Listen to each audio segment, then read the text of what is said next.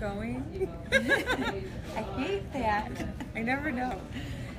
This is Sarah Schatz with Russell Realty, and I want to thank you guys for watching today. And we are going to be talking about staging and painting in cheap ways, not cheap ways, but less expensive ways to get your house ready to sell. And I am with Heather Large from Vibrant Designs today. So I want to thank Heather for coming out and sitting with me at Panera. And she is going to tell us about what her company does, and then we're going to talk about ways to spruce up your home and get it ready to sell. My name's Heather Large. I started my own painting business about 2.5 years ago. I taught preschool before that, so this was a little bit out of my comfort zone. I did it in my free time and decided it was time for change. And so I've been painting for 2.5 years, and I am busier than ever. There's a huge demand for painters these days. So I do a lot of painting and mostly interior, small exterior jobs. This time, spring coming up, I have had a lot of people looking to sell their houses, and you don't want to spend a ton of money, but you want to get the most bang for your buck. So I always do walkthroughs with my customers. We start outside and we work our way in, go room by room. What's the best way to save them money, but yet get the most return, and update their house. Some houses haven't been painted in a long time, or they have outdated wallpaper, and buyers come in and wallpaper really terrifies, and it really terrifies people because it's the unknown. They don't know what to expect with taking it down, and somebody can walk in and envision their furniture and their decor in a house. It's far easier than walking in with floral wallpaper or stripes or just something that doesn't match there. What are the most popular colors and stuff do you suggest? Is there certain colors that are really in right now that people want to see? Absolutely, grays and taupes. Grays and beige, yep. Grays, you have to be careful, can go blue real easy. So a lot of times when I come in, if they're staging it to sell, obviously you're keeping it neutral, not too dark. Right. Yet you want something a little bit warmer. If they're trying to match their decor, or it's someone who just purchased a home and they just want help picking paint colors, we can match their furniture, but grays and taupes are definitely #1 sellers right now. What about woodwork? Because I know especially a lot of the houses that were built in the 90s, a lot of them have a lot of oak through them. Yes, they do. Is it better, do you think, is it more popular right now to paint those or to strip them and restain them? No, you can just paint them, sand them and paint them. Just about every other job I do right now is painting woodwork.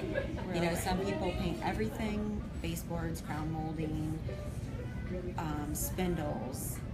They paint everything, and sometimes you can incorporate, you can kind of do a mix and match. You can paint the baseboards and the trim around doors and windows white, and do your banister. You can leave half of it oak and paint just the spindles. So you can kind of still keep some of your wood without repainting everything, but white woodwork is definitely in. Definitely in. And it's definitely something that you should think about when you're cleaning and doing stuff.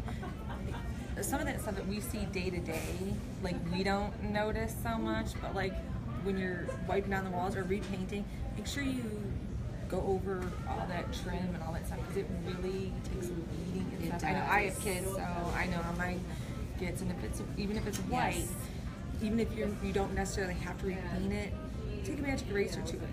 There's stuff that people see. Yes, magic eraser is okay for your doors and your trim. Do not use it on your walls. You will ruin your paint. On every kind of paint? Virtually. It will, and I say ruin, but it will leave a mark on your wall. It will take the scuff off, but you'll have a white residue mark that doesn't wipe off. I know. Magic erasers are great though for doors, because doors get that ground in dirt, nicks and bumps, and doors, trim is #1, if not #2. Doors are huge. You'd be amazed just painting your doors. If you have white doors, you would be amazed how dirty your doors get. I know how dirty my doors get. Well, I just started repainting mine, and I'm like, wow, apparently we live like animals. So, yeah. What about, a lot of people will do an accent wall, in a room. Yes. Is that good to keep there, or should they leave that, or should they? I if you have a turquoise accent wall, I would say no. Okay. But a lot of times when picking an accent color on a paint strip, I usually suggest 2 or 3 colors darker. So as long as you're in that same neutral color family, you're fine. If you have a purple wall or a turquoise wall or, you know, something very, a red wall, yeah, I would say paint it. Because somebody is going to walk in and that, some people just don't want to have to do any painting or anything when they move in. A lot of buyers right now, they want, even first-time buyers, Right. they want a move-in ready house. People right now do not want to have to do a lot of work. They just don't. They don't want to come in. They want to come in. They want to have nice countertops. They want to have stainless steel. They want everything to be painted the way and decorated the way they want. They don't want to do a lot of work. So Right. keep that in mind when you're putting your house up for sale. Right. People just don't want to do the And- work equity right now. Right, and some people just really are challenged with having that vision. Yes. If it's floral wallpaper or striped walls or Yeah. you know just colors that aren't your colors, they just can't imagine what it looks like, Right. and they don't know how much work is entailed to fix that. So sometimes I go through and do touch-ups everywhere. If someone wants to sell touch-ups, I fix all the nicks, the bumps, and and some people paint everything. I've done a couple houses lately where they're just getting ready to sell, pick one color, paint throughout. We did trim throughout. House sold in a week. So it goes a long way. What about a lot of people do brighter colors, or they'll do the chevron or whatever paint Right. designs in the kids' rooms? From the research that I've done, kids' rooms aren't people's biggest concern. If every room in the house is neutral, except you have a pink bedroom or a blue bedroom, they're not as afraid of that. Now, I would say if you have an Ohio State room where you have very, very dramatic colors, very, not just a solid one color, that's something to think about to paint, to paint that over, definitely. But they don't get as scared off as a yellow, a blue room. Yeah, because I've had a couple buyers that have actually left those rooms Yeah. painted. Just And they're just not going to worry, or sellers, I'm sorry. It's just not something they're worried about. And one thing that I was gonna say is there's even when you do your landscaping and you think about curb appeal, also think about what people are seeing when they walk up to your front porch. Maybe that front door needs painted. Maybe those big pots that are sitting outside that are been out there all winter or whatever. Maybe you can get those can be painted just to spruce up that front porch Absolutely. area. If you The have shutters, I know my shutters need posts, absolutely. If you have all that posts, stuff. any peeling paint, customers might not notice, or buyers or sellers might not always notice, the wrong colors as much outside, or if it's they'd rather have a different color shutter. But if there's peeling paint, it stands out like a sore thumb. If you have a mailbox post or a light post, and they do peel, they sand them, you spray them. It's a $7 can of spray paint can go a very, very Right. long way. It really does. I've had people that I know have done even like the cam lights that were brass. They've had brass Yes. ones and have taken metallic paint, taken better and Yes, and they those do and discolor over time. If you Yeah. have an original buyer, I had a home where they were all kind of an off-white. They weren't white anymore. Oh, okay. So, then you did them and white. yep, you just take them out and spray them. Wow. Yeah, absolutely. And simple things in bathrooms, kitchens, anywhere where there's caulk, fresh caulk around your tubs, your toilet, your sinks. It just gives it such a clean, finished edge. Or sometimes, around where your molding meets your door, sometimes they don't finish off those edge. Run a bead of caulk along your baseboards where it meets your wall. If it doesn't butt right up against that, run a fresh bead of caulk. It seems like such a simple, minute thing, but it is so noticeable and just gives it a finished edge and a finished look. If you have a good inspector in your house, if you're a buyer, they're gonna point out where things need caulked anyways. So if you're selling, you might want to think about that, and it's gonna come up. You might end up having to do it anyways, and this way it takes care of the so that it looks nice for the buyers to Right. begin with. So if you're eventually gonna have to do it anyways, if you have a good inspector. Not all We like to inspectors hope will they catch all that, are, but yeah. Absolutely. And I always say just, go room by room. Look, if you've got freshly painted walls, touch those up. Just touch up all the nicks. It happens. Nicks, bumps, corners where the corner walls meet. That goes a long way. I would say too, make sure you have a fresh coat of paint and everything, and you've got it all painted in nice. Look at your switch plates. Look at your electrical outlets. Are they looking more? Are they dingy? You know, and if you can't get those clean, it's like a few. They're It's like like 47 cents for like a big one. You can get a big box of them for like $5-10 and replace them all, and it makes a huge difference. It does. So if you're gonna take the time to do all that painting and do all that, replace them. It's an easy thing, and it does a wonder. And you'd be amazed. They really, because before I put them back on when I'm painting, I wipe them off, and they go from old to new with wiping them off. Yes. I mean, truly. Yes. And it's just a simple, easy fix. It's a very easy fix, but it goes a long way. Do you paint cabinets and stuff like that? I do. Yep. I mean, you can paint them. You use an oil-based paint. You don't. People aren't sure. Do you need to strip them? You don't. You sand them. You paint them. You use an oil-based paint. Okay.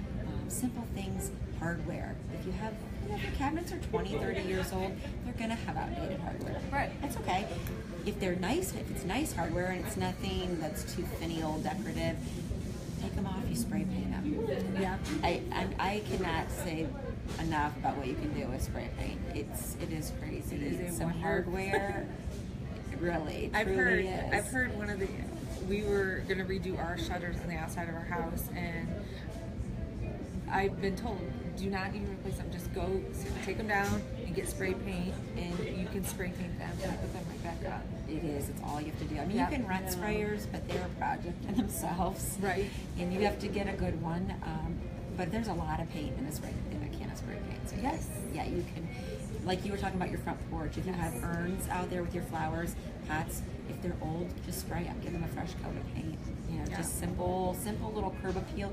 Because if a house doesn't appeal to a buyer on the outside, they're not even coming in. They're not. They're not They're coming not. in.